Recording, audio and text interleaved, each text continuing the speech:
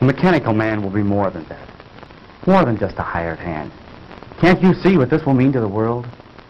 He'll relieve men from dangerous jobs in all lines of hazardous work. There'll be no more deaths from cave-ins and mines. No losses from construction men falling to their deaths from skyscrapers.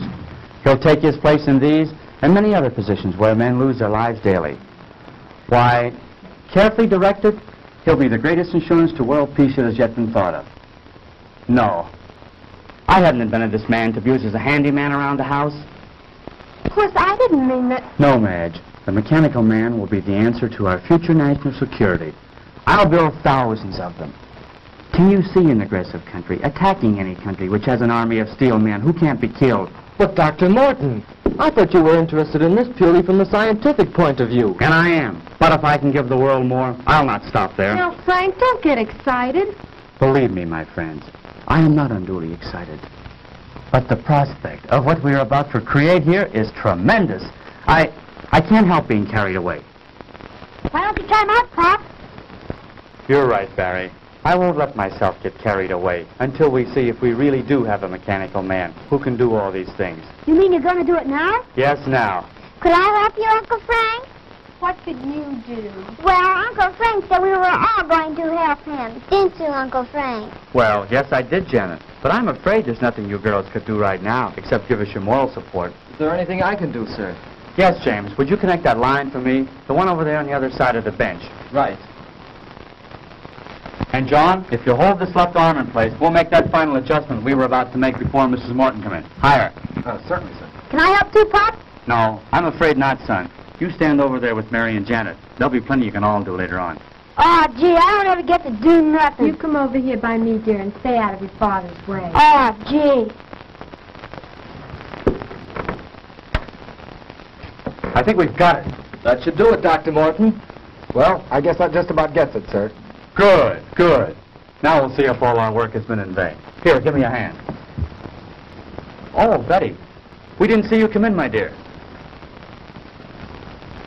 Darling, you look so pale. I'm all right, Jim. I've been worried about you, but Mrs. Morton said to leave you alone for a few minutes. Yes, I'm afraid I've been behaving rather badly.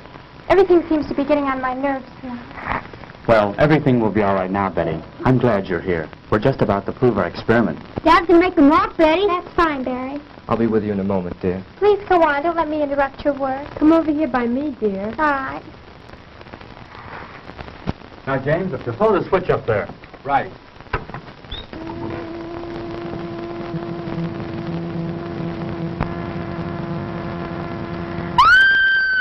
Quick, James, the switch.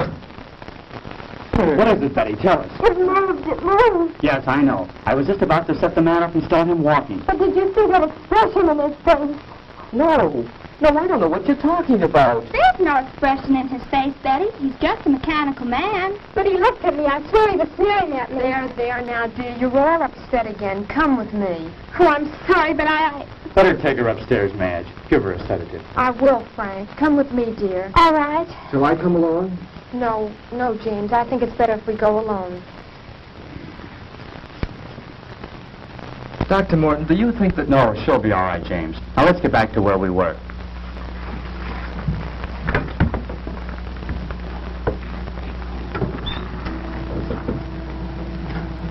Hey, Poppy, move! I believe it's working, Dr. Morton. Oh, Frank, he does move. He does. Mary, let go of my arm. You're pinching me. Isn't it wonderful? He moved. He really moved.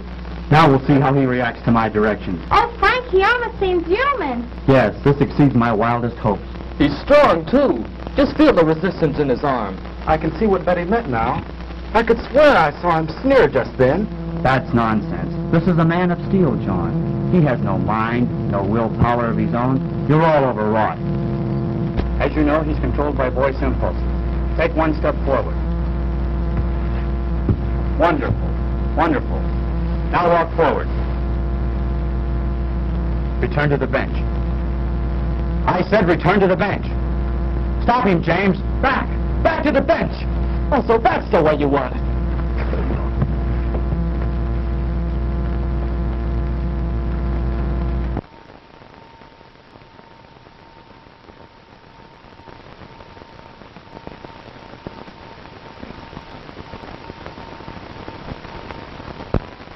is he? Just seems to have had the wind knocked out of him. What was that? It sounded like Betty. You take care of James. I'll go see.